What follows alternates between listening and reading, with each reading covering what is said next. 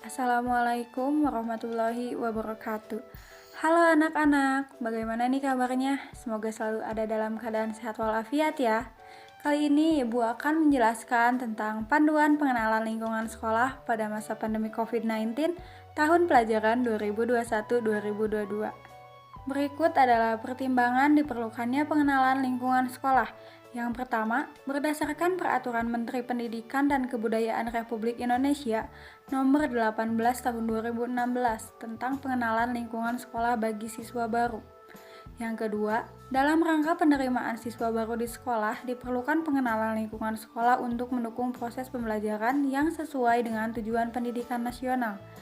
Dan yang ketiga, dalam pelaksanaan pengenalan lingkungan sekolah bagi siswa baru perlu dilakukan kegiatan yang bersifat edukatif dan kreatif untuk mewujudkan sekolah sebagai teman belajar yang menyenangkan. Nah, lalu apa sih tujuan pengenalan lingkungan sekolah? Tujuan pengenalan lingkungan sekolah diantaranya yang pertama untuk mengenali potensi diri siswa baru, yang kedua, untuk membantu siswa baru beradaptasi dengan lingkungan sekolah dan sekitarnya, antara lain terhadap aspek keamanan, fasilitas umum, dan sarana prasarana sekolah. Yang ketiga, untuk menumbuhkan motivasi, semangat, dan cara belajar efektif sebagai siswa baru. Yang keempat, mengembangkan interaksi positif antar siswa dan warga sekolah lainnya.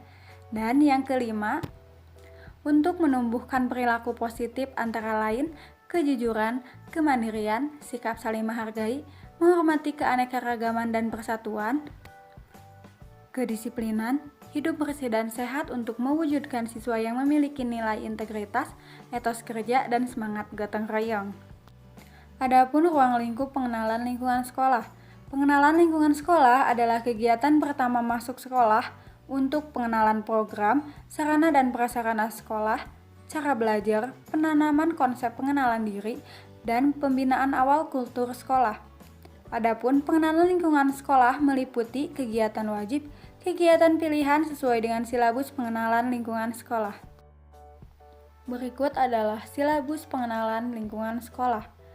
Yang pertama, dengan tujuan mengenali potensi diri siswa baru, maka kegiatan wajib yang dilaksanakan adalah yang pertama pengisian formulir siswa baru oleh orang tua atau wali, dan yang kedua kegiatan pengenalan siswa baru, khusus SD, siswa dapat dikenalkan oleh orang tuanya. Adapun kegiatan pilihannya, yang pertama diskusi konseling, yang kedua mengenalkan kegiatan ekstrakurikuler yang ada di sekolah, dan yang ketiga, melibatkan siswa secara aktif dalam setiap diskusi. Yang kedua, dengan tujuan membantu siswa baru beradaptasi dengan lingkungan sekolah dan sekitarnya, antara lain terhadap aspek keamanan, fasilitas umum, dan sarana prasarana sekolah. Maka kegiatan wajib yang dilaksanakan diantaranya, yang pertama kegiatan pengenalan warga sekolah, yang kedua kegiatan pengenalan visi misi, program, kegiatan, cara belajar, dan tata tertib sekolah. Yang ketiga, kegiatan pengenalan fasilitas sarana dan prasarana sekolah dengan memegang prinsip persamaan hak seluruh siswa. Dan yang keempat, pengenalan stakeholder sekolah lainnya. Adapun kegiatan pilihannya diantaranya yang pertama pengenalan tata cara dan etika makan, tata cara penggunaan fasilitas toilet, dan tata cara berpakaian atau sepatu. Yang kedua, mengajak siswa berkeliling ke seluruh area sekolah sambil menjelaskan setiap fasilitas, sarana, dan prasarana yang terdapat di sekolah serta kegunaannya. Yang ketiga, menginformasikan fasilitas-fasilitas umum yang berada di sekitar sekolah.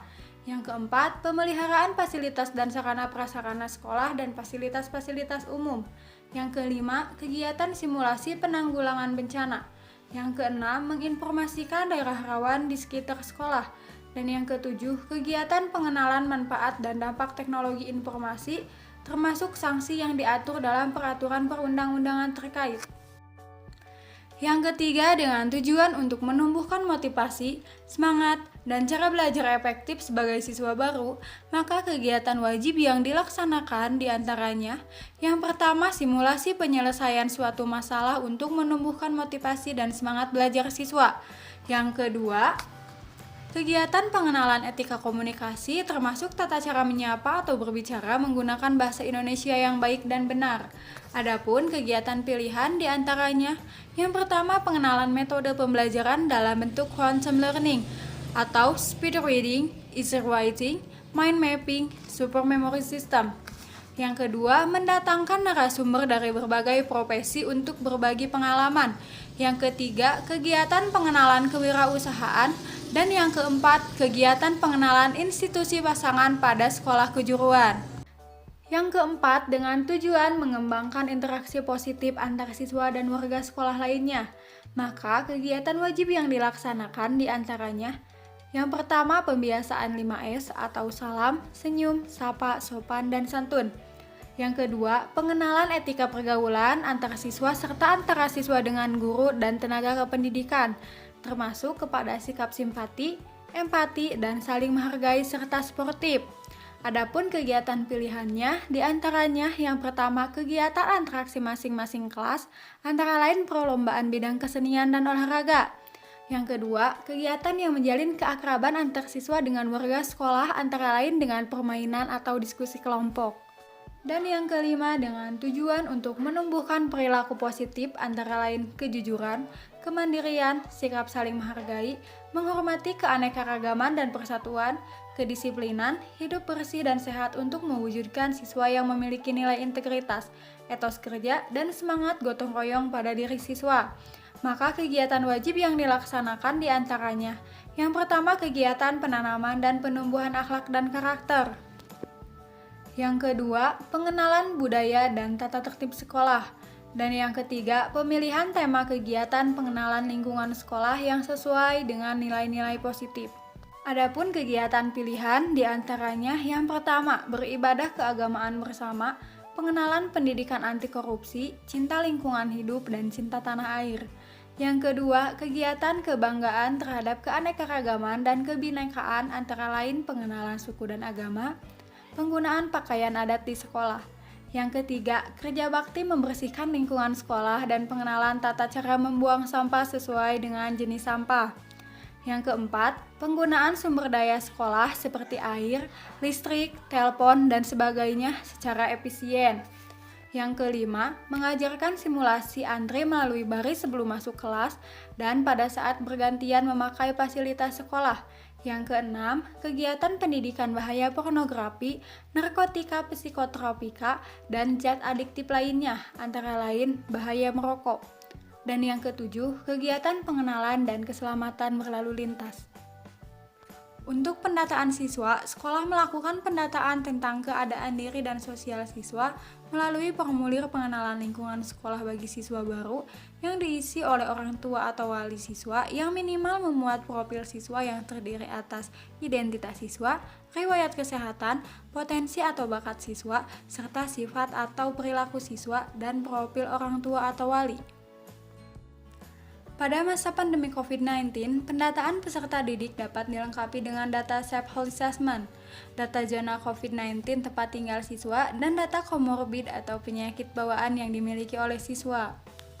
Berikut adalah contoh formulir pengenalan lingkungan sekolah bagi siswa baru. Adapun pelaksanaan pengenalan lingkungan sekolah. Pengenalan lingkungan sekolah bagi siswa baru dilaksanakan dalam jangka waktu paling lama 3 hari pada minggu pertama awal tahun pelajaran. Pengenalan lingkungan sekolah dilaksanakan hanya pada hari sekolah dan jam pelajaran. Pengecualian terhadap jangka waktu pelaksanaan dapat diberikan kepada sekolah berasrama dengan terlebih dahulu melaporkan kepada Dinas Pendidikan Provinsi, Kabupaten atau Kota sesuai dengan kewenangannya disertai dengan rincian kegiatan pengenalan lingkungan sekolah. Lalu ada perencanaan, pelaksanaan, dan evaluasi pengenalan lingkungan sekolah. Yang pertama, kepala sekolah bertanggung jawab penuh atas perancangan, pelaksanaan, dan evaluasi dalam pengenalan lingkungan sekolah.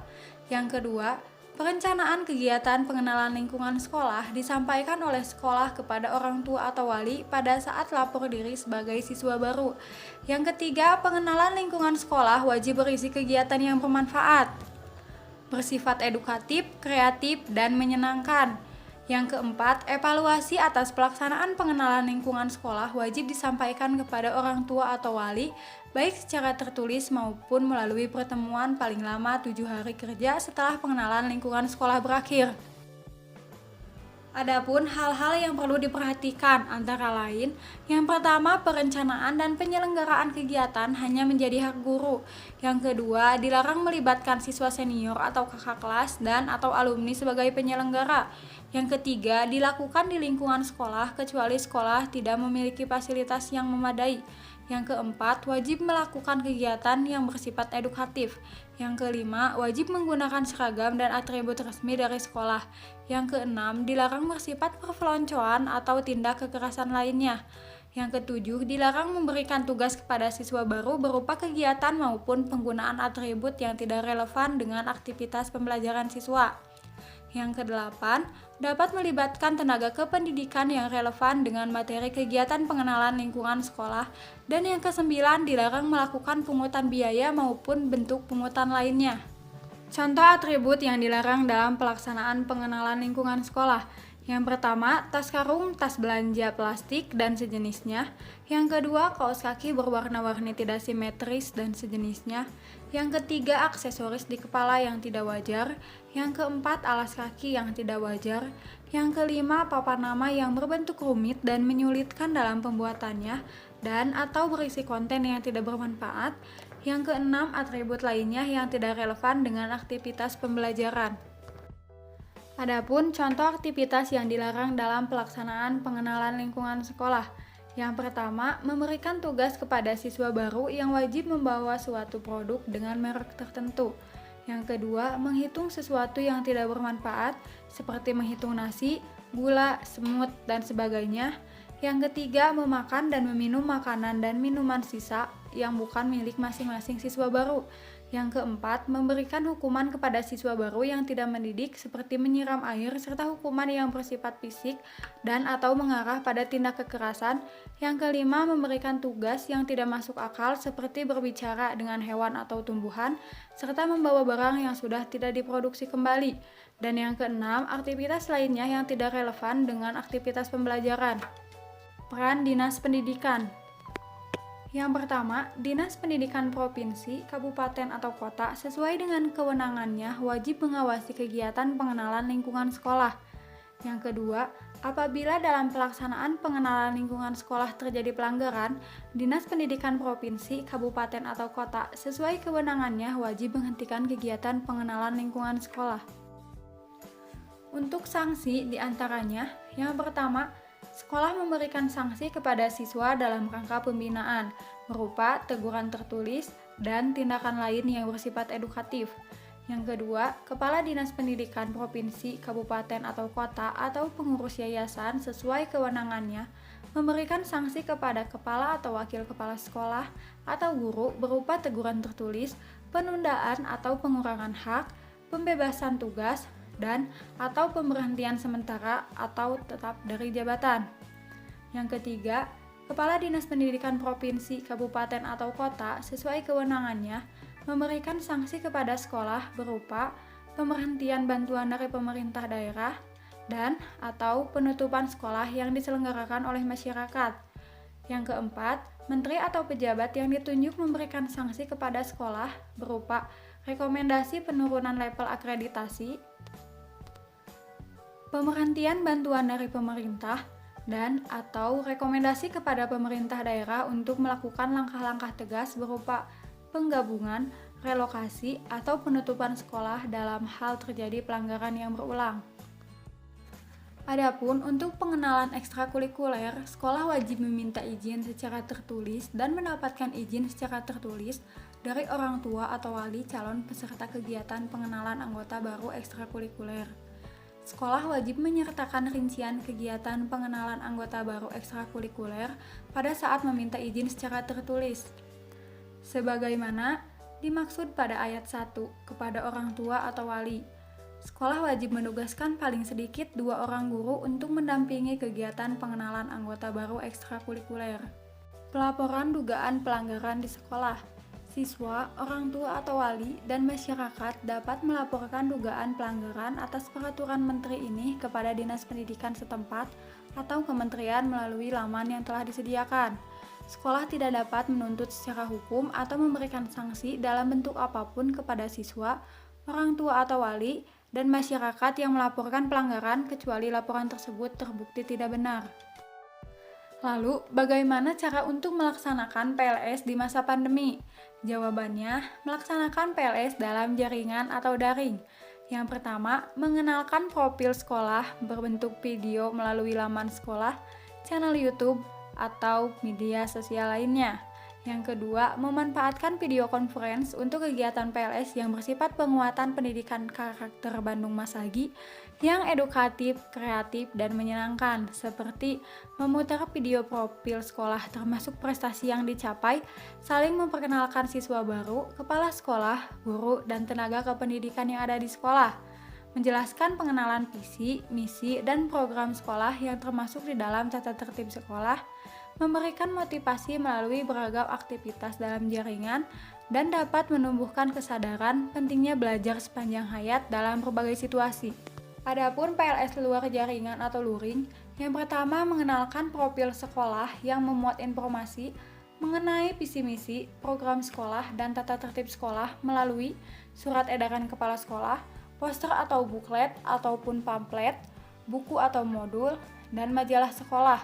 Yang kedua, memberikan informasi dan panduan kegiatan yang dapat dilakukan siswa di rumah dengan bimbingan orang tua pada masa PLS yang bersifat penguatan pendidikan karakter Bandung Masagi yang edukatif, kreatif, dan menyenangkan, seperti melakukan ibadah, melakukan kegiatan memelihara kesehatan diri dan lingkungan, mengenalkan kebiasaan adat istiadat Sunda, penggunaan bahasa Sunda dalam keseharian, dan lain-lain.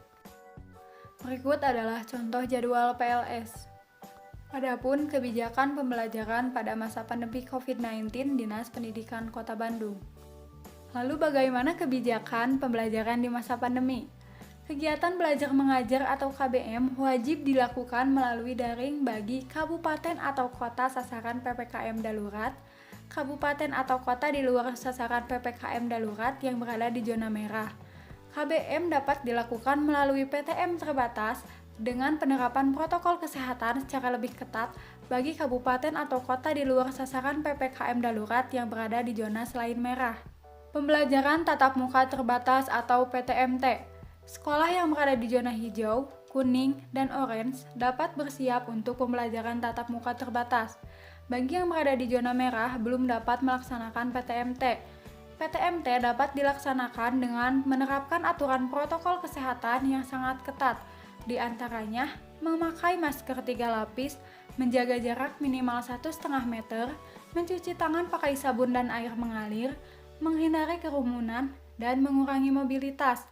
Beberapa hal penting yang harus dipatuhi antara lain, jumlah siswa tidak melebihi 50%, tidak ada aktivitas di sekolah selain pembelajaran, warga sekolah sehat, tidak bergejala COVID-19, pendidik dan tenaga kependidikan telah mendapatkan vaksinasi, kantin sekolah tutup, warga sekolah membawa bekal makanan dari rumah, kegiatan olahraga dan ekstrakurikuler dilarang. Prosedur pembelajaran tatap muka terbatas. Untuk kondisi kelas, jaga jarak minimal 1,5 meter. Jumlah maksimal peserta didik per ruang kelas untuk jenjang pendidikan dasar dan menengah adalah 18 peserta didik. Untuk jadwal pembelajaran ditentukan oleh satuan pendidikan dengan tetap mengutamakan kesehatan dan keselamatan.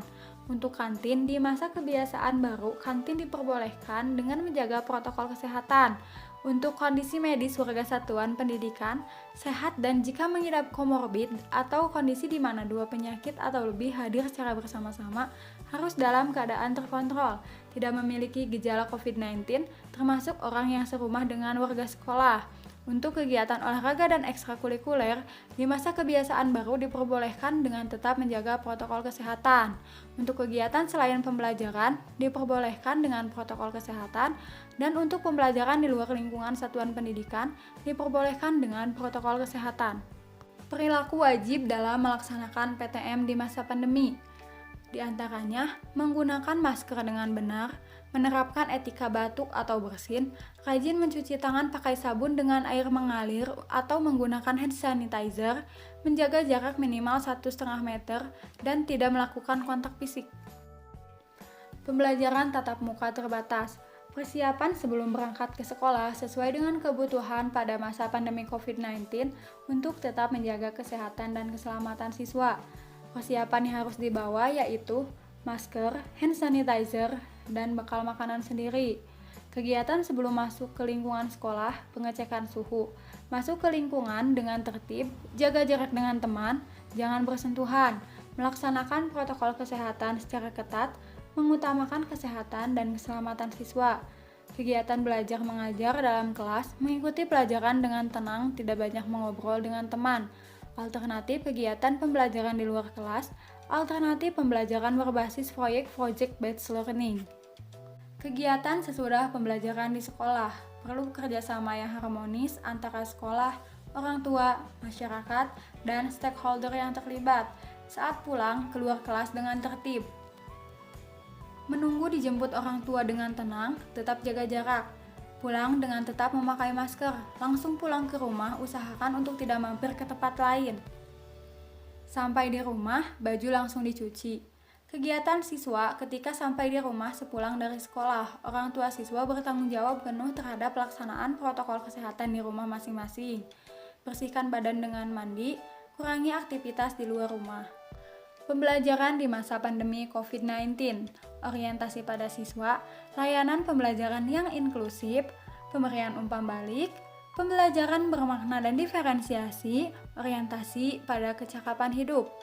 Adapun metode pembelajaran di masa pandemi COVID-19, pembelajaran dalam jaringan atau daring, pembelajaran luar jaringan atau luring, dan tatap muka terbatas atau blended learning.